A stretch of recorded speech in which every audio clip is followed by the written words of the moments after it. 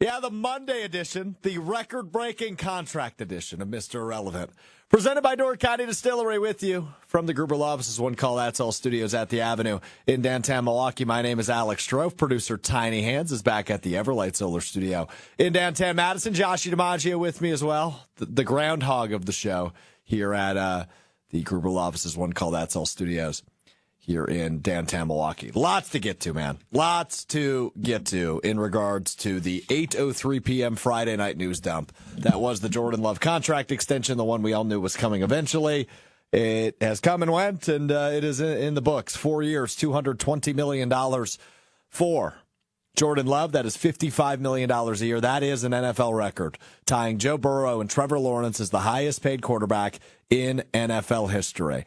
We will react to that the entire show today. I would love to hear from you on the ESPN Madison, ESPN Milwaukee YouTube streams, the ESPN Madison Facebook page, and wherever you're listening, Apple Podcasts, Spotify, Wisconsin On Demand after the fact, because I have a ton of various thoughts on this that we will get to, right? What does this do to the expectations? What do we need to see out of Jordan Love now that he is the highest paid player in the NFL? We'll get to all of that.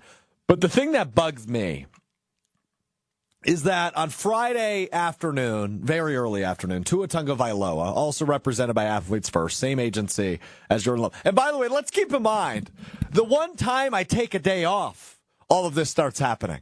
I haven't taken a day off in like 6 months. I took Friday off. Tua Tagovailoa signs a massive deal. So then you're thinking, okay, it's coming. Like, it's going to happen any moment. And they wait until 8 o'clock on a Friday night.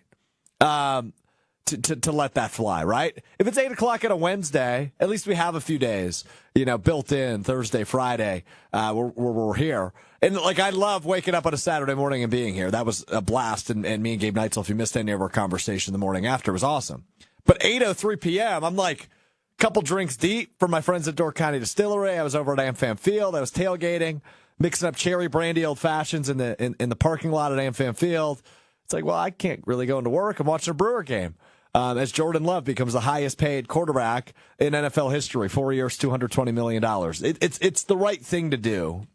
Let's start there. This is the right move to make. The Packers made their bed when they moved on from Aaron Rodgers. A couple of years ago, they traded up to draft Jordan Love. And last year, rather than giving him the fifth-year option, which he would have been playing on this year, they opted to go for that weird kind of 1-and-1 extension. But with knowing, going into that extension they signed last year on May 3rd, with knowing, if things go well for Jordan Love in 2023, we're going to have to really pay him in the offseason of 2024. And from May 3rd until July 26th, which was Friday when he signed the contract, they were figuring out what that dollar sign exactly was. And we'll hear from Adam Schefter coming up in a little bit. He joined Gabe Neitzel and myself on Saturday during our, I believe we were calling it the Jordan Love Contract Extension Extravaganza on ESPN Wisconsin. We'll hear a few clips from Schefter, but that includes something I want to talk about here, which is what the heck took so long? Right, because May 3rd was the date we all had circled on our calendars, was the day we continued to talk about that, hey, this is when Jordan Love is eligible for an extension, and it just didn't happen until July 26th. What took so long was obviously, the Packers probably weren't ready to make him the highest paid quarterback in football, which they ultimately ended up doing by giving him the $55 million a year. The other part of it is that they probably wanted him longer than 4 years if they were going to give him that type of money. Because now at a 4-year deal, that means in 2028, when Jordan Love is 30 years old, he can essentially either become a free agent or not have a contract going into that season. And what the quarterback market is going to look like there, even if he is average the next 4 years, 5 years, he's going to make more money than he made this time because the quarterback contracts are only going up. So for the Packers, this was the correct move. For Jordan Love, this is best case scenario. BCS, best case scenario for Jordan Love. 4 years, $220 million. $155 million of it is guaranteed, making $55 million a year. This is great, man. I've got the Love jersey on if you're listening on the audio side. It's exciting. You have another franchise quarterback. And to go from Favre, Rodgers to Love is absolutely unbelievable. It's never been done like this in NFL history, especially to the level at which you expect Love to play. even, again, if he's just average, it's still better than, if you look around the division. That means he's in golf category and you're in better standing than the Bears and Vikings practically ever have been. The Vikings had a couple good years with Kirk Cousins. Otherwise, it's been quarterback purgatory since Dante Culpepper. The Lions, they've always had good quarterback play, but everything else has been trashy. Now they're on the up and up with Jared Goff leading the charge. And then the Bears have just never had a good quarterback. Never had a 4,000-yard passer. So you're in good shape, even if he's average. But this is great news. It's over. It's done with. The first padded practice was on Saturday, and Jordan Love had pads on. He practiced. And look, I don't read too much into practice. I said this earlier this year when we were reacting to Caleb Williams having a rough practice for Chicago. It sounded like Jordan Love didn't have a great practice on Saturday. That's okay. That's all right. Or Sunday, excuse me. I think it was yesterday. He threw a pick six to seventh-round pick Callan King, which is good news. And the defense apparently looks really good. But we'll get into all that.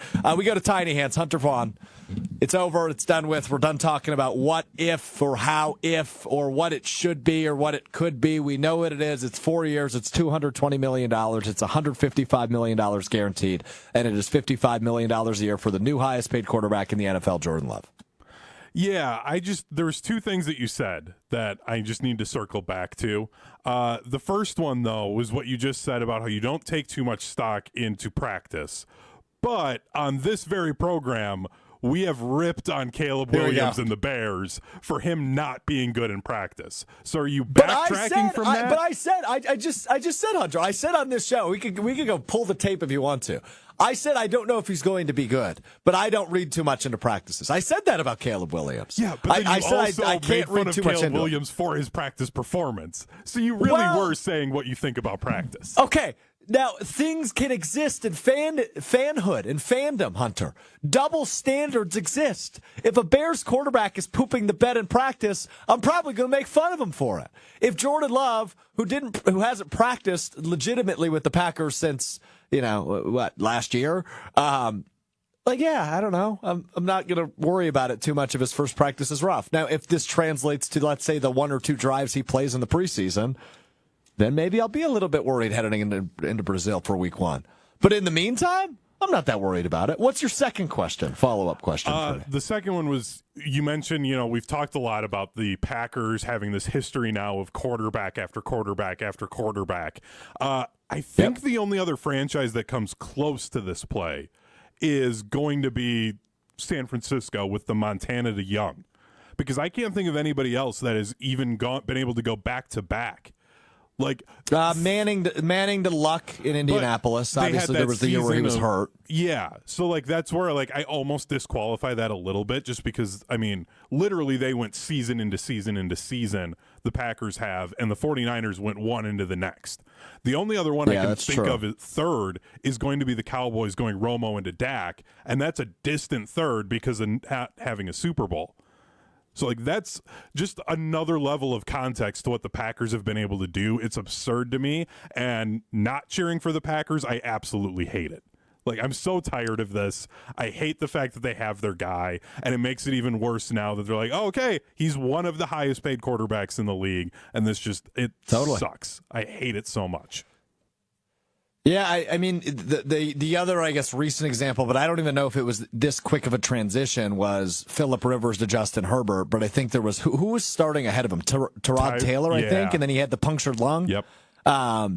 So that one probably doesn't even count either. So, yeah, it's rare. It's absolutely rare, and to have three in a row the way the Packers have is absurd. And as a Packers fan, you should celebrate that every damn day of the week, because when you are looking at the graphic we have on the screen, 4 years, $220 million, and a smiling Jordan Love, it is the best case scenario.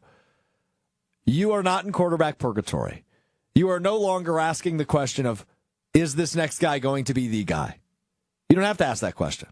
You got your answer last year. And while it wasn't always pretty, the second half of the year was as pretty as it came for anybody last season. And that was Jordan Love was the best quarterback in football. He was unbelievable the second half of the year. His first playoff game as a starter, he hangs 50 points on the Dallas Cowboys on the road. His second playoff game as a starter, he goes to Santa Clara, plays the eventual NFC champion 49ers, as good as he could have for 3 quarters, but ultimately fell a little short, which is okay. But as you move forward, the expectations change, and we will get to that momentarily. Now, I want to bring in the groundhog, Joshy DiMaggio, because I'm a little irritated with him. Joshy, 2 weeks ago, we made a bet. I said by end of day, last Wednesday, which would have been the 24th, this deal would be done. That conversation got sparked by you saying, yeah, you don't think he'll sign until the week of the Brazil game. And that was a baby pull. I don't know that you fully felt that, but you thought this thing would linger into August. You told me, yeah, I don't think this is getting done for a while. There's more here. There's more drama here, theatrics and dramatics between Love and the Packers. And I got suckered in. I said, I'm so confident I'll put lunch on it. Next Wednesday, they'll have it done by then. They waited 2 days too long. They got it done on Friday. But somehow I still owe you lunch, even though you thought this wouldn't get done for another month. Yeah, it just shows you what a better negotiator I am than you. I can work the angles, good at gambling, things of that nature. You played right into my hand. I thought it was going to be more contentious, carry out a little bit longer. I did move my date up to August 1st. So we did sort of meet in the middle, but Wednesday was way too aggressive. Was it though? They like had a day off coming up. To you it was going to be done the day of training camp and there's going to be no issues. Yep. I think that plan sort of fell by the wayside. I do think it's also informative, and we can't, now that it's done, everyone's like, oh, there's been peace made, which obviously there has after you signed for $155 million guaranteed. All the hard feelings you might have had the previous few days, they're gone. Yep. But the way this contract is written and the specifics of it still kind of show you that the Packers hedged their bets a little bit. And they're still not willing to give away those big guaranteed numbers. And I think to Jordan Love, rightfully so, and his camp of people, that was just non-negotiable. We can't go lower than the numbers they have. Who deserves the most credit, Joshy, for this thing getting done? Is it Goody? Is it Russ Ball? Is it Jordan Love? Is it David Mulgeta, Jordan Love's agent? Who deserves the most credit for how this played out as it went into training camp? He had to miss several practices, but ultimately by Friday night they get a deal done. Who deserves the most credit for making it happen? I mean, I don't know. I read the specifics of the contract and seen about how creative they got with spreading the numbers out. Yeah. Russ Ball did some work. Remember when we were talking about Always does. What's Russ Ball doing? Is he like just justifying his job and making this more complicated? No, he's just like a wizard with a cap. And there are always these bizarre contracts. They're hard to even understand. Like the people who are cap experts, I give them credit because I still don't understand how you can have a $75 million signing bonus, but spread it out over 3 different payments and have it only count a certain amount against the cap. Like, how's that work? I don't either, man. All that stuff it's so confusing to me. And, like, you don't really see many other... The contracts seem to be more and more creative from the Packers than they are from other teams. Like, guys just get deals, they get money, and then you move along. Yep. And then people end up with cap issues. So, to me, it's Russ Ball for just knowing every angle of it. I mean, Jordan Love deserves credit for sitting out and forcing their hand. Yeah. Because I still believe that they were further away on Monday than they're ever going to let us believe. The fact that he signed at that 155 guaranteed number is shocking to me. I think it is important to, whenever you read these releases of contracts, you can tell what the agent is trying to sell you. And the $75 million biggest signing bonus ever is something that they needed to get that 155 number like across, to get it done. Because that big number, he's going to have $75 million by the end of this season. Right. There is like the time value of money. So getting $75 million in less than 12 months, that's really, really important for the contract. And even though Tua Tagovailoa earlier in the day got more guaranteed, like Jordan Love's value of the contract is actually higher because he's getting so much of it in such a short amount of time. That's just how things work. So it was creative. I'm shocked that they just didn't say like, hey, here's 200. Let's just get this done and move on. Well, I feel like they might have at some point. Yeah, it could have gotten there. But I can't believe that to me, they still hedged their bets, but they still also gave away a record-breaking contract, which is a weird place to be. Yeah, the 4-year part is interesting. Yeah. Right? Because, and we'll hear from Schefter here in a couple minutes, who joined Gabe Neitzel and myself on Saturday to break down this deal. And it seems like all these deals, for the most part, at least the recent quarterback extensions that have been ginormous dollars, are 5 years or more. And they didn't go that route with Love, which makes me think they are, at least to a point, not quite to the level they did a year ago when they signed him to that kind of 1-on-1 deal that he would have played on this year had they not reached a deal. Or sat out on if they had not reached a deal. I'm fascinated by that part of it. But the other part of this is, though, Joshy, they're clearly saying, oh, we got our guy, right? $55 million a year. You're not going to pay a guy that you don't have the utmost confidence in. He's going to be a rich man. He'll sign another rich deal in 4 years. It's probably going to be like 70 per at that point. Oh, it might even be higher than that, the way the cap is going. Yeah. But regardless, the good news is the deal is done. And the good news for Joshy is, Joshy, you free for lunch tomorrow? Yeah. Okay. Hey, Tiny Hands, do you think it would be uncouth for me to order a soup with my sandwich? Or do I have to select between soup and chips? Because I love dipping the chips into some broccoli and cheddar over at Potbelly's. I mean, unless you guys put any specific dollar amount on it, you go to town. Break the bank, baby. I would have never done that to him. I want you to know, it's not Yes, you would. uncouth. Stop it. It's completely inbounds. I think it's fair. You get whatever you want, as long as it's reasonable, right? You can't go order 12 sandwiches. But if you get a sandwich, you get a soup, you get some chips, you get whatever, dude. It's fine. Wow. It's all on the table. You were right, kind of. I was wrong, yes. But we're all happy today. This is a happy day. Jordan Love is the quarterback of the Packers for the foreseeable future. He signs the giant deal, and Joshy gets a free lunch out of it. I'm kind of disappointed it happened on Friday night. Why disappointed? Just because the excitement of all of us today has worn off of the contract. I don't think it's worn off for me, because Hunter and I talked about it before the show, and we can bring it up here, Hunter, before we try to get a couple winners for our ESPN Fantasy Football League coming up. The draft on Thursday at Dave & Buster's in Wauwatosa. We'll do that momentarily. But I was a little bit more negative than I typically am on Saturday. Yeah, I was going to bring that up. I feel as if I was a little bit targeted via social media by the powers that be that clip some of our content and post it, right? Because I wasn't negative the whole time. I've said a ton that this is the right move. You made the right move if you're the Packers. But it's hard for me to think about last year for a team that was, a made kick by the Saints in week 3 away from missing the playoffs, or the drop touchdown against the Chargers. If that would have been caught, they don't make the playoffs. Thank you, Quentin Johnston. Thank you, Quentin Johnston. And I don't even know the name of the Saints kicker, but thank you for missing that kick at the end of regulation at Lambeau Field that ultimately led to that huge comeback for the Packers in week 3. I have a hard time separating the fact that this team was still up and coming and Jordan Love was not great the first half of the year and saying, hey, I think everything's going to be sunshine and rainbows for him going forward. I hope we never see a rough game again. I hope he looks like an MVP and a Super Bowl MVP every game going forward for the rest of his career. That's, of course, what I want to see. Yeah, I mean, Patrick Mahomes has rough games. Aaron Rodgers had rough games as a Packer. That stuff just kind of happens. It happens, but it wasn't to that level. I think it was different because we're so used to him. So we're so used to him playing well. What I think we've forgotten, and I do want to say, whoever posted that, I don't think they did you dirty, because I listened to the show and you went back to the well on being nervous a lot.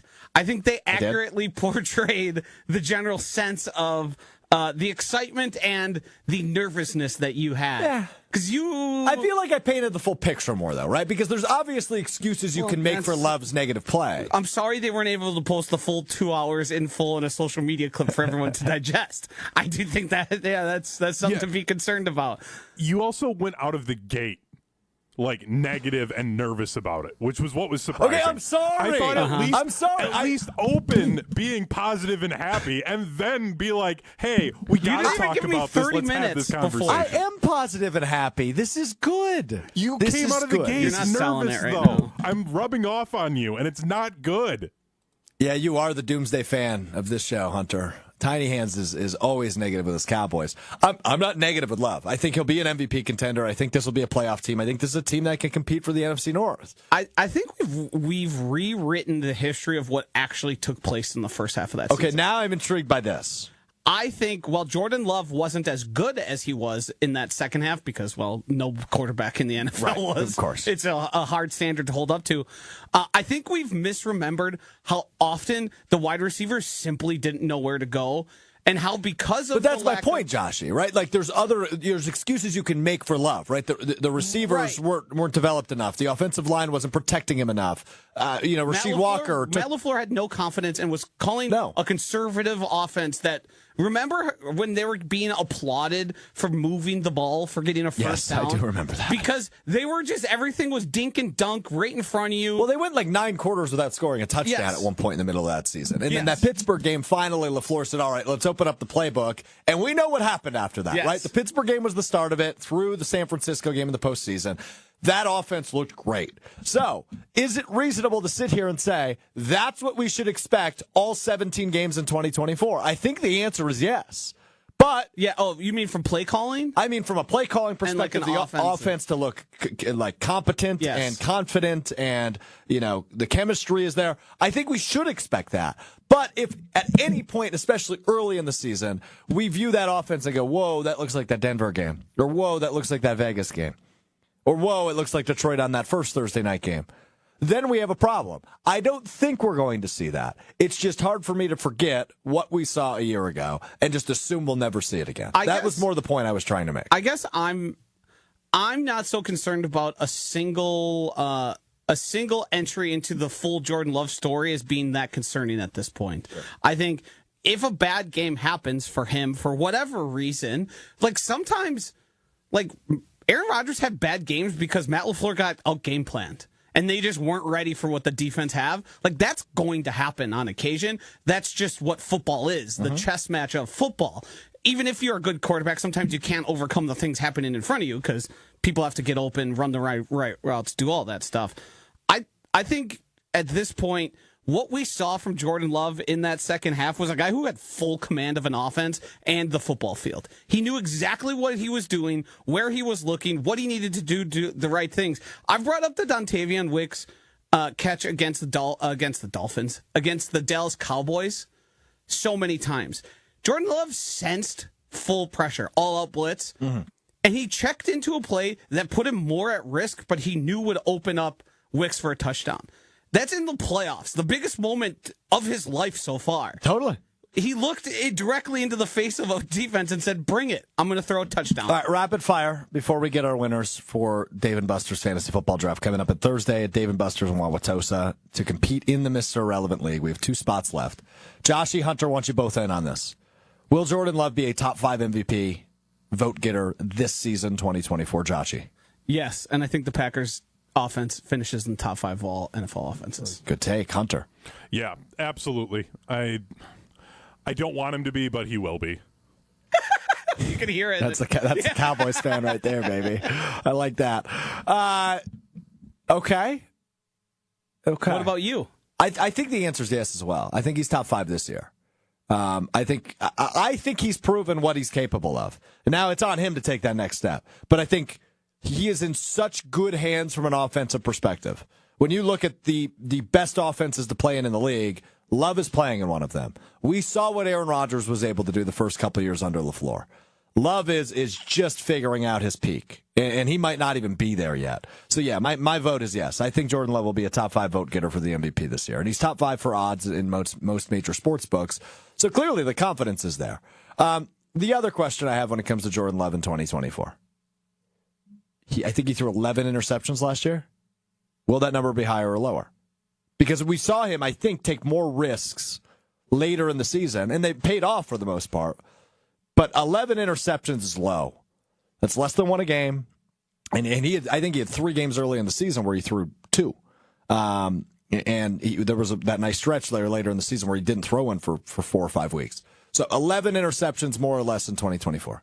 This is a hard one for me because he obviously learned from Aaron Rodgers and how important protecting the ball is. 100%. He's also more willing he's not as risk adverse as Aaron Rodgers. Remember how many times we'd be like, at some point you just got to throw the ball. Like, not everyone's going to be perfectly open. You just got to put the ball at risk. Not everything's going to go your way. I think he has a lower number. We saw him throw it into the chest of defenders. I think that's probably pretty much gone. Like, yeah. What was it in Vegas where he just... Yeah, there was. There wasn't like a Packer even really close. Well, and that's only regular season interceptions for the record, because he threw a couple against San Fran as well, including that really bad one at the end. Like, the last throw of his season was not good. No, that's a young quarterback. But exactly. He's not going to do it again. He's not going to make that same mistake twice. I'm going to say lower. Yeah. I think he's in single digits. The hard thing is, in interceptions, there is an aspect of luck at some point. Like, to a point, like right? Deflected balls and stuff, right? Aaron Rodgers being that low is not a mistake. But, like, in any given year, you can have 4 or 5 more and be like, well, yeah, that was not on Jordan Love. Right. Hunter, 11 interceptions. Yeah, I think he's right at that 10 spot. Like, it's going to be right around there because, again, I think back, Dak had a season where his receivers led the league in dropped passes, and he had, like, the most deflected interceptions in the league because he was just having, like, stuff go off his guys' hands, and then they're going right into a DB's. Like, interceptions can be the most random, absurd thing, and I hate that it's only a quarterback stat because I think there's so much more that goes into it. So I think sitting at that double-digit mark is a good spot for him. Yeah, I like the over-under at like 9.5, which I have a real hard time deciding. I want to bet under for myself and my but there's a point of personal luck. interest. Yeah, but I mean, there's not, like, if you look across the league, interception numbers aren't that low. Yeah, no, they're not. But he learned from Aaron Rodgers, right? Like, he knows how to protect the football. I want to get to this. A couple things we got to do here. We're going to give away a couple spots to our ESPN Fantasy Football League coming up Thursday is the draft at Dave & Buster's in Wauwatosa. You do have to be present, so if you're able to be there, I'll tell you information on how to join for free in just a second. We got to tell you about Door County Distillery. I also want to tell Hunter and Joshy, who I don't know if they've seen this yet, where Jordan Love comes in on the NFL Top 100 Players list, which just came out moments ago. So we will all do that here coming up. Let's start with this. The ESPN Wisconsin Fantasy Football League is back this season. Join the league with your favorite ESPN Wisconsin personalities. Right now is your chance to win. Draft like a champ at Dave & Buster's in Tosa this Thursday, August 1st. Caller numbers 1 and 2 are in to 844-770-3776. 844-770-ESPN. 844-770-3776. Callers 1, callers 2 are in the ESPN Wisconsin Fantasy Football League. Got to be able to make it Thursday to Dave & Buster's in Wauwatosa. I believe the draft starts at 6 o'clock or 7 o'clock. Get there for 6, have a cocktail. We'll shoot the breeze a little bit. Get there earlier, watch Kyle Brust and Nortman. Kyle Brust and Nortman's there. That's accurate. Yeah, they are. Yeah. 2 to 5. Homer's there as well. 5 to 6. Show up anytime. Show up anytime. We're partying on Thursday. Joshy's going to be there all afternoon. I will. He's going to show up at 1 o'clock. He's going to be. Got to walk the dog. Okay. After walking the dog, he's going to have 17 Door County distilleries and getting ready to draft his 107th league this year. Callers 1 and 2 right now, 844-770-3776. And if you have other fantasy football leagues you're in, Dave & Buster's has winning opportunities for everyone. Book your fantasy football draft right now and get 20% off food and non-alcoholic beverages and even free appetizers all season long. Visit their website, the letters, dnbparty.com. That's dnbparty.com for draft booking details. Caller 1, caller 2 right now to 844-770-3776. Me and Tiny Hands, baby. We'll be there Thursday. Joshy will be there Thursday. Kyle Brust and Norman will be there. Jen Game and Chewy will be there. Wildy and Tausch will be there. Everybody's going to be there. Jim, Matt, and Molly will be there. Big party on Thursday for the ESPN Wisconsin Fantasy Football League. First time it's been back in, I think, 5 years. I don't know if Joshy was part of the last one, but it was pre-pandemic. So the last one where we all attended Dave & Buster's, I was in attendance for. And that would have been, what, 2019? Yes. There was a league, it might have been 2020, I'm trying to remember, that was online only, which... 2020 would make sense. Which was still fun, still great, but it didn't have the same thing because you're not able really there to talk trash. We were like on our own individual Zooms. It's kind of awkward. You know, being in front of people at Dave & Buster's, you got the arcade going, you got the bar. We played a little Papa Shop before the draft. I'll get some J's up. Yeah, we'll get some J's up. I like to hear that from Joshy. 844-770-3776, your way in on that. Got to tell you quick about my friends from Door County Distillery. Locally produced, handcrafted, and award-winning spirits made locally in beautiful Door County. They've got the actual distillery in Carlsville. So if you're heading up to Door County, maybe one of these weekends here is summer. It's already August this week.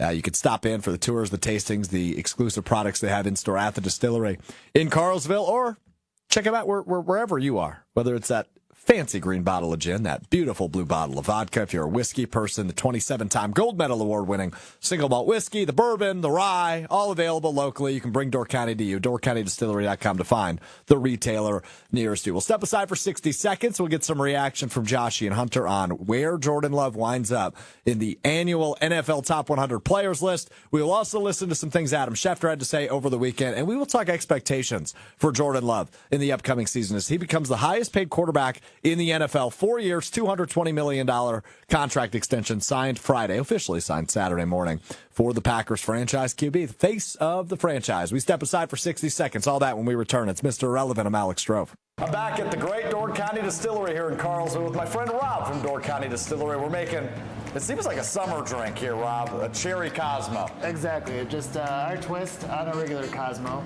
Obviously Door County, so have to stick some cherry into it. Have to stick some cherry into it with the cherry vodka from Door County Distillery, made with local cherries, right? Yep, made with Montmorency cherries we're known for here in Door County. I love it. Let's get to it. What do we got to do? All right, so first, obviously the cherry vodka. We're gonna add 3 ounces of that. Next we'll go to triple sec, 1 ounce of that. Need it for a Cosmo. This is actually just cranberry juice, 1 ounce of that, half an ounce of the lime. The Boston Shake, I've Make sure learned. it's, ready to go. That's such a cool little trick. Shake it up. Shake it till you feel like it's shaking well enough. Strainer. I like that color. That looks like summer. Cherry Cosmo from Door County Distillery. Cheers, Rob. Cheers. Tastes like summer to me. Visit DoorCountyDistillery.com to find the retailer nearest you, as well as a huge list of unique cocktail recipes. That's DoorCountyDistillery.com. DoorCountyDistillery.com is the website to learn more unique cocktail recipes and the retailer nearest you for our friends at Door County Distillery. All right, so this just came out moments ago, and I want to get some quick reaction to this because I always think it's interesting, and especially for a guy that's making his first appearance on the list, it's interesting to me. So every year, the NFL Network, they go all around the United States. They talk to a ton of players. They have them fill out their top 10 players list in the NFL. And I if I'm not mistaken, you can't vote for your teammates, right? So it's of the other 31 teams who you view as the top 10 players in the league. And they compile all the results they get, and ultimately they come up with a top 100 list. Now, Jordan Love obviously has never appeared on this list because he hasn't played. Last year was his first full season. He did make the list. It was just released that he made the list. Rashawn Gary, for context, was announced over the weekend. He was number 50 on the list. He is viewed as the 50th best player in the NFL after last season. So this is currently not all time.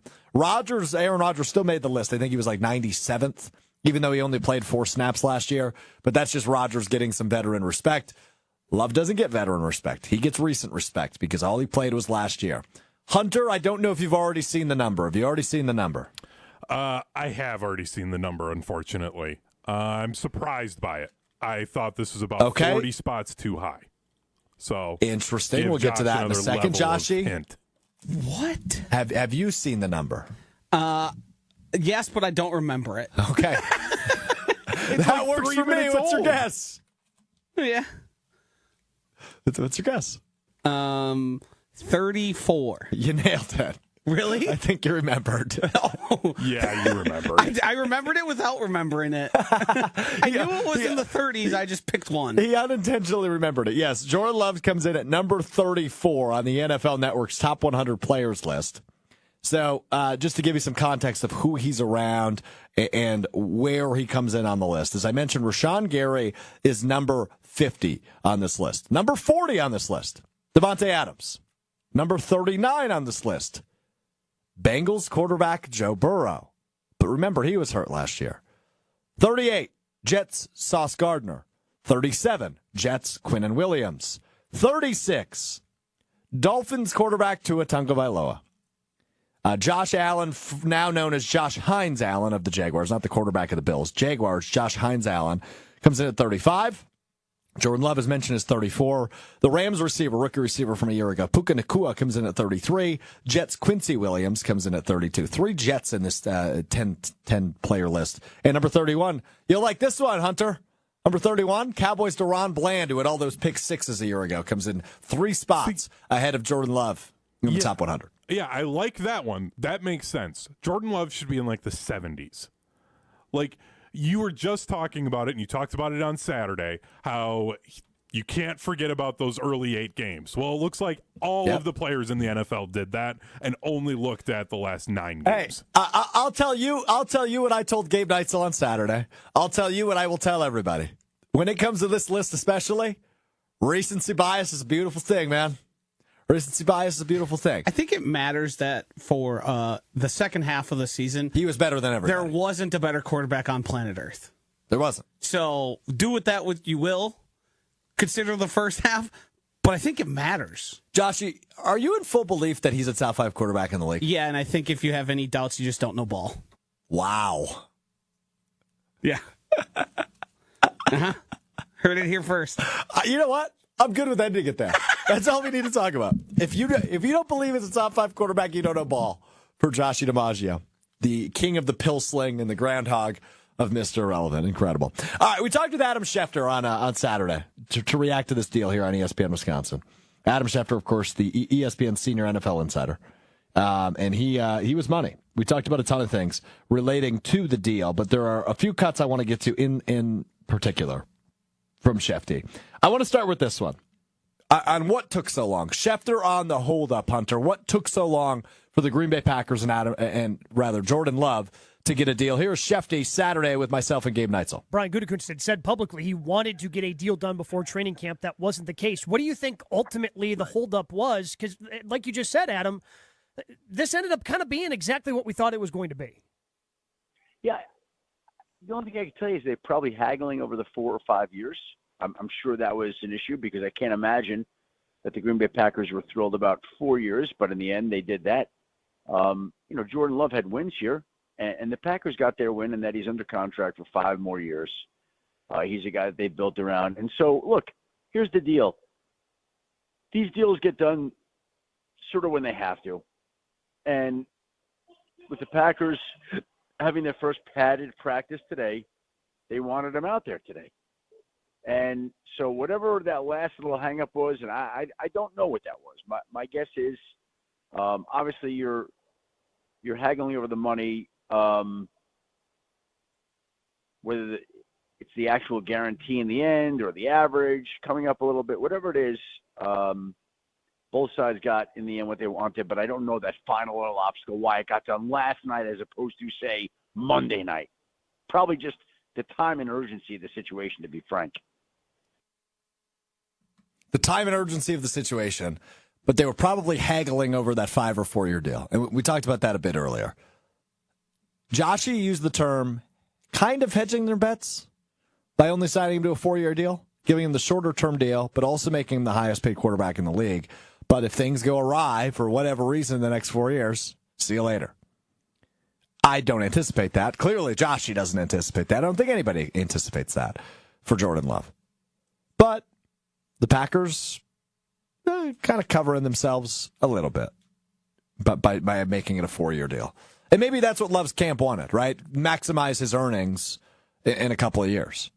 If this goes really well, right? If that goes the complete flip side of what I just talked about, oh my God, is he going to be a rich man? He's already a rich man. I mean, $220 million is a lot of money, especially when 155 of it is guaranteed. Think about if he gets a third contract. He'll be making close to $1 billion overall, I bet. If he plays until he's 36, 37 years old, he's going to be a rich man. All right, let's talk expectations. I thought this answer from Adam Schefter was really interesting because it is not how I thought about asking the question. And when I asked the question, this was not what I anticipated the answer to be. Here's Adam Schefter on the expectations following signing the richest deal in NFL history for Packers quarterback Jordan Love. Hefty, we've talked a lot this morning about expectations, what this does, right? When you look at the guys he's with, Joe Burrow, who played in a Super Bowl, Trevor Lawrence, the former number 1 overall pick.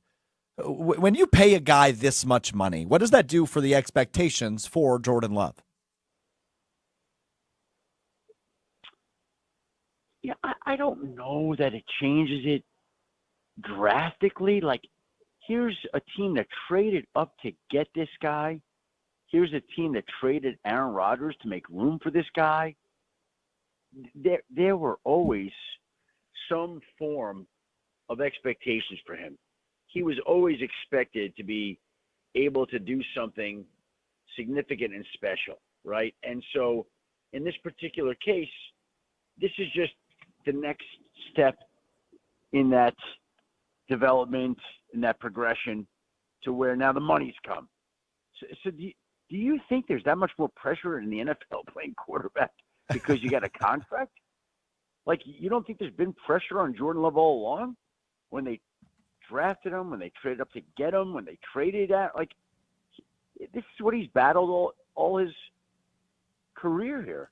So it's just another layer of it, but I don't think it's anything drastically different than the pressure that he's overcome before. It's a really interesting point by Adam Schefter, because he's right. When you are drafted to replace a legend in Aaron Rodgers, there's a little bit of expectations there. For a while there, when Rodgers was still in the Packers, we called this Brian Gutekunst's legacy pick, right? Goody's either going to go down with him or he's going to rise with him. And it certainly seems like it's the latter as it stands right now on July 29, 2024.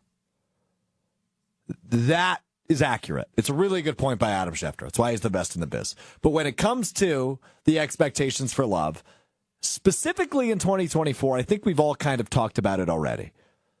He should be a playoff team or lead a playoff team, should lead a team that should compete for the NFC North with how good the Lions are. And he's probably individually a guy that should be competing for an MVP award, especially this year. Now, I understand the pressure he's already felt, especially last year, I imagine, right? We always say the term, you don't want to be the guy that replaces the guy. We've said that forever in the NFL. As we talked about earlier in the show with Hunter. It never works out for NFL teams when you're the guy that replaces the guy. Think about every franchise in the NFL and their best quarterback in recent memory. For the Falcons, let's go with Matt Ryan. Let's just use that as the example. Desmond Ridder didn't work out. The Colts, Andrew Luck worked out, but after Andrew Luck, nothing worked out. They tried Matt Ryan, ironically, and Phillip Rivers, and now they're on to Anthony Richardson. The Jets haven't had a good quarterback in what feels like decades, right? Favre was there for a year. Mark Sanchez made two AFC championship games, but was never spectacular. How did it work out in New England after Brady left? Mac Jones, dumpster fire. Now they're on to Drake May. You never want to be the guy after the guy. Jordan Love was the guy after the guy. And his first game as the starter lit up the Chicago Bears. The ownership just transferred to his name. And then he had a couple rough weeks. In the second half of the season, as Joshy said multiple times today, he was better than every other quarterback on the planet. Every other quarterback on the planet. So I think he's done all right with pressure.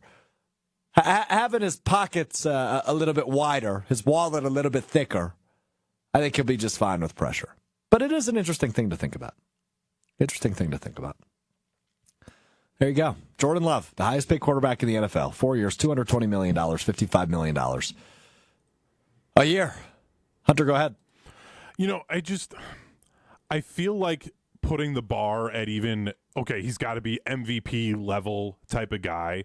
Like, there's just so much that goes into that, and I feel like that puts the expectation at, okay, he has to somehow control what Patrick Mahomes is doing and what Joe Burrow does and what Justin Herbert does. Other guys who we've seen can be up in that conversation as well. So I said it on where there's going to be a TikTok on ESPN Madison, and I said, get them into the playoffs every single year. Especially with this being his first contract, Jordan Love just needs to will this team to playoff games. And he's met the expectation. After that, the next contract, then go ahead and have that conversation. Because if you're getting a team into the playoffs, in this case 5-6 years in a row, then we can move the bar up.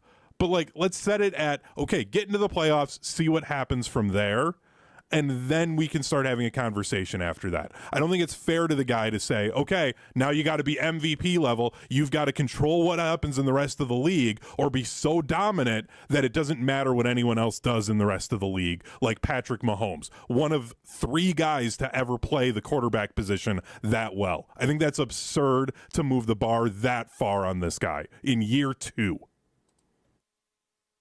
I think that's fair. Hold on, I'm just curious because you said one of 3 guys for Mahomes. Who's the other 2? I would put Tom Brady and Peyton Manning at like that level of quarterback play to where, okay, it doesn't matter what anybody else is doing. I'm fine with that. I was just curious. I was just curious who I assumed Brady. I wasn't sure who the third was. Interesting. Okay, I'm good with that. Yeah, I don't think that's fair. I agree. Right, I think Love is in a really the league actually overall is in a really weird spot, right? Because you're kind of still in this next generation of quarterbacks after both the Mannings and Brady, and now Rodgers is the very end of that last era. Roethlisberger, Rivers, Ryan now out, right? Like all those great quarterbacks of the mid 2000s and 2010s, Breeze, they're all done now. Rodgers is the last of that breed. Now, it's kind of this next generation of quarterback. We know Patrick Mahomes. We know Lamar Jackson. We assume Josh Allen and Joe Burrow and Justin Herbert will continue. Love is pretty much in that same wheelhouse with the C.J. Strouds and the Trevor Lawrences. And, we'll see if like a Caleb Williams comes through or anybody from this draft class. Last year wasn't a super strong quarterback draft class, but like Anthony Richardson, we didn't really see a full season out of him as he got hurt early in the year for the Colts. Will Bryce Young be able to turn it around, right? You're kind of trying to figure out what that next generation of quarterback is. But Love and Stroud are likely a part of that for the foreseeable future. So to just expect him to be winning back-to-back Super Bowls or to be in the Mahomes camp, it's unfair to him.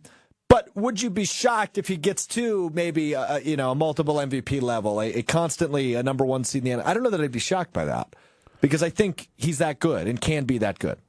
No, I don't think it's shocking to be that good, but to just suddenly say, oh, if you're not at that level, now you're disappointing, you're not living up to the money, you're not living up to this contract. That's unfair. Yeah, and I just want to make sure that Packer fans understand, like, no, really the bar is at, are you getting this team into the playoffs? Are you elevating the rest of the team to a point where you have a chance to make a run every single year? Because if he's doing that, he's doing what you need from a top 10 in the league paid quarterback.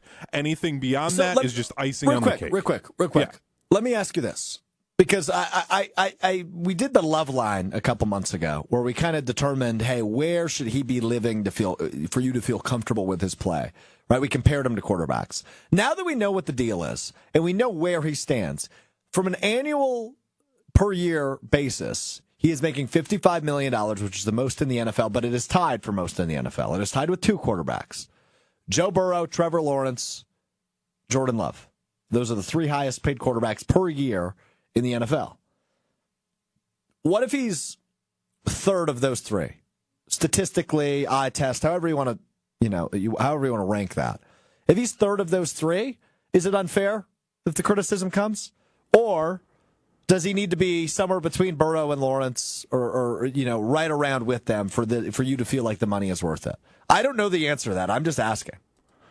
I think if he's in the conversation with them at all, I think all 3 of them are getting their teams into playoff positions. They're doing what I would expect of them.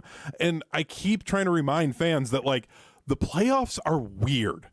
Dumb stuff happens. They sure are. Crazy things happen, and you can't predict it. And to put that all on a quarterback for their performance, like Brett Maher for the Cowboys missed a bunch of extra points. It could have cost them a playoff game. That wouldn't have been Dak's fault if they lost that game, but everybody would have put it on Dak for not being able to win a playoff game.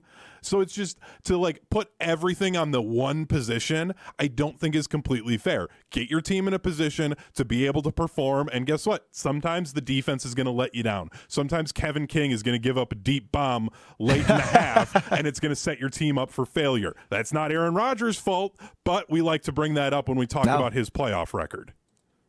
True that.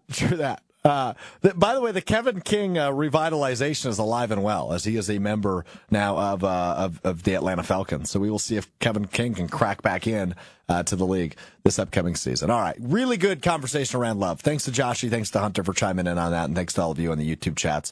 It seems like most people, though, are chiming in on Joshy's lunch and what is inbounds and out of bounds for him to go for what he should get for the lunch I now owe him. Friend of the show on the ESPN Milwaukee YouTube stream says, Joshy can get soup, a sandwich, an apple, chips, a cookie, and drink, but that's at most. That's the most he can get. That's a fair deal. Do they serve apples at that sandwich spot? I have no idea. I don't either. I've never ordered apples there or tried or thought about it. Are you a fruit guy? Like, if you're going out to dinner, would you get a side of fruit? I do that at lunch a lot. Do you? Instead of like a fries for lunch, I'll get some fruit just because it's lighter. Sure. Especially if I'm planning to drink all day. You don't want to fill the tummy with too much there. He likes to plan his then you get tummy troubles. Yeah. I can't have that. I can't have that. Or, I can't have 80 beers if I got a tummy ache. Yeah, hard to do that. Josh, you went to 2 concerts this weekend. He saw Carlos Santana at the Summerfest Grounds, and My he saw parents Fish were at there. Alpine Valley. At Santana or Fish? Santana. All right.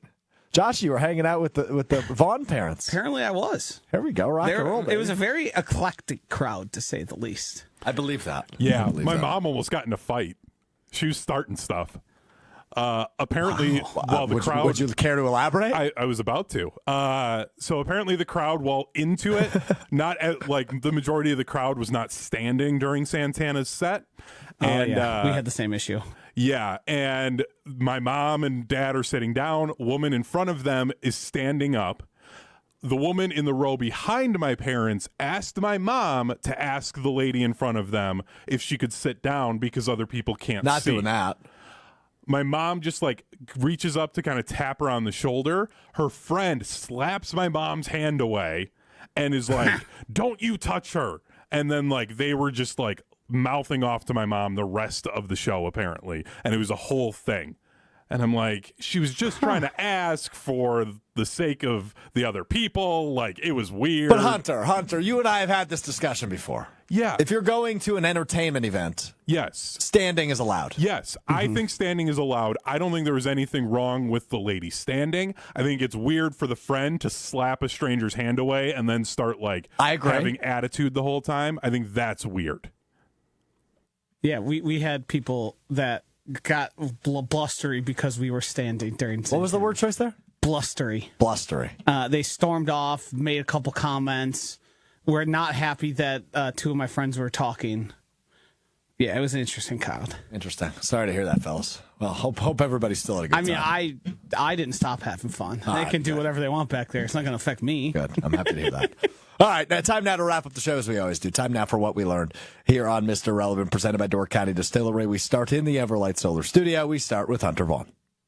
I've learned that I like it when players are active on Twitter. And I'm going to show here Kevin Durant, active on Twitter. Even had the burner account at one time, but he was having a conversation with Always fans. been a Twitter guy. Yeah, and he's having a conversation with fans about the rule changes and calling them out and the differences with FIBA and like why some of them aren't a good idea, and I love it. I love how he started the tweet that's on the screen right now. I swear y'all just be yapping. The word yapping, one of the best in the English dictionary. Yes. I saw a concert earlier this year, and I'm not gonna name him because he's got kind of a big following, rabid following that would attack me if I named his name. But he was a yapper, man. He was just talking between songs. I would say he's probably like a 3-hit wonder. This guy.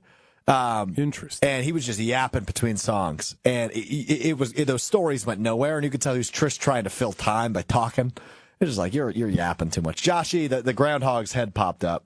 Are you going to try to take a guess here? No, I wasn't actually. I thought you were talking about there's a thing in the jam band area where people in the crowd who talk too much, they call chompers. Chompers, yeah, yappers. And I mean, a lot of that's precipitated by drug use and people not being able to handle them. Yeah, of course. So I don't really care if somebody's talking. Usually the music's so damn loud, it's like I barely. But even I'm talking about notice. the lead singer. Yeah, I was yapping. I never want to listen to you talk. Just keep playing. Unless you're telling me a good story, I'll give credit to Trapper Shep, who's a local folk and blues artist. He's a great storyteller. I think I think it's to the point where I'd prefer none of them do, because more than half the time, it's just bad stories. That's true. Yeah, That's and they're true. just kind of dinking around. We totally derailed that. Kevin Durant on Twitter. Yeah, I like it too. Although I'm not a big Kevin Durant guy, given my prior fandom of the Oklahoma City Thunder. Didn't like how you can't beat him, join him to the Warriors. I'll never get over that. But damn, is he a great Olympian? I'll give him that. All right, what I learned is that Madden rankings are starting to come out, and I'm a sucker for trivia. In college, I participated and helped out, organize and orchestrate the world's largest trivia contest in Stevens Point, Wisconsin. And so I'm a big trivia guy. So Hunter has the top 10 ranked wide receivers in Madden, and I'm going to try to go 10 for 10 is my understanding. Hunter, this is correct? Yes, I have them in front of me. I have all 10. So do you want any sort of a hint? No, I think you let me roll and then just tell me where they rank in their overall. Okay. I think I can go 10 for 10. I actually feel pretty confident about this. So let's start. I did see this one. This one was spoiled for me. I know Tyreek Hill was a 99 overall. I would assume he is number 1. That is correct. So after that, I'm just going to start rifling off names. Justin Jefferson. Yes, 98. So he's number 2. Devontae Adams is still in the top 10, I would assume. He is. He is number 6 at a 94 overall. Okay, so these guys are all in their 90s. Okay, so let's go Amon-Ra St. Brown then. Yep, number 5. He's a 95 overall. Okay, just to see where this lands, because I imagine he's probably on here. Let's go DJ Moore, but I would assume he is lower. He is not on the list. Oh, he's probably just off. Okay, interesting. Let's try this one then. Mike Evans. He rounds out the list at number 10. He is a 91 overall. Got it. Okay. That changed my mindset a little bit. I'm going to try this one. Cooper Kupp. I feel like Cooper Kupp is still getting a lot of respect. Not enough to be in the top 10. Wow. Okay. Interesting. Now I got to restart my strategy here then. There's a couple you should really have gotten already. Okay. There's 2 that I think you should be able to know. Okay. And I haven't even seen this 3. list, but I'm probably overthinking this at this point. Legitimately just overthinking this. Especially given who produces this show. Is Jalen Waddle on this list? Is Jalen Waddle on this list? Not the name I would have gone with if I were you. Come on. All right, CeeDee Lamb is obviously on this list. Yes. Hey. Number 3. He's a 96 overall. Good for CD. Happy for him. Okay. I feel like I'm really overthinking this officially. Stephon Diggs is on this list. Yes. Number 8, 92 overall. Who? What am I missing now? You need number 9, number 7, and number 4. So I'm missing 3. A player what? Go ahead. That wears the number 1. Oh, Jamar Chase. Yeah, I forgot about Jamar Chase. Yep. He is a 93 overall, number 7. Okay, now the next 2, I'm just going to, There's one I'd consider if the phrase grown-ass man. Grown-ass man. Okay, so that makes me think 2 names, and I'm just going to shoot them both off here. You're either referring to Deebo Samuel or DeAndre Hopkins. Oh, close. No. A.J. Brown. Oh, A.J. Brown. Yeah, number 4, AJ he's Brown's a 95 overall. And what's the one I'm missing? Plays for the same team of someone you already referenced. Okay, and it's not Jalen Waddle. Correct. It's not Devontae Smith. No. It's not T. Higgins. This one, is it Puka? Could be Puka. It is not Puka. He's currently not at training camp for his team. Oh, is it Ayuk? Did I say yes. Ayuk? Brandon Ayuk, number 9, a 91 overall. Wow. Okay, there you go. I did not do as well as I thought I was going to do that. You overthought it. My understanding, I did overthink it. Now, my understanding is, though, that all the Madden rankings will be dropped throughout the week. So we're going to do a quarterbacks edition of this. We're going to do a running backs edition of this.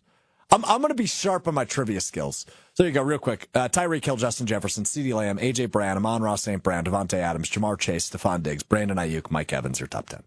There you go. I think that's a good list. I wasn't expecting a Packer on there. When we get to top 10 quarterbacks, I will be intrigued, though, if we have a Packer on there. And running backs, we should. Josh Jacobs should be a top 10 back. So anyway. All right, good reaction to the Jordan Love stuff. Thanks to Joshy. Thanks to Hunter. Thanks to Adam Schefter for joining us on Saturday. Good listening to some of his perspective on the Jordan Love deal. We will continue to react to this as well as all things training camp. We've got the trade deadline in the MLB coming up tomorrow, so hopefully the Brewers make a move for us to react to on Wednesday. And then we get into August, man. Hall of Fame game on Thursday, ESPN Wisconsin Fantasy Football Draft on Thursday. It's football season. Nothing better than it. We've got some exciting stuff in the hopper for the month of August, leading you into the NFL season coming up in early September. Can't wait to get rolling, baby. It's here. Enjoy the weather. Enjoy the new contract. Your Green Bay Packers quarterback, Jordan Love, is the highest paid in the NFL following the extension on Friday. More reaction coming up in a half an hour on Kyle Bruston-Nortman beginning at 2 o'clock on ESPN Wisconsin. We'll talk to you then, but as for this show, we will talk to you on Wednesday beginning at 12:30 on the ESPN Madison, ESPN Milwaukee YouTube channels, the ESPN Madison Facebook page, Apple Podcast, Spotify, and available wherever you get your podcasts. It's Mr. Irrelevant, presented by Door County Distillery. I'm Alex Strouf. Peace.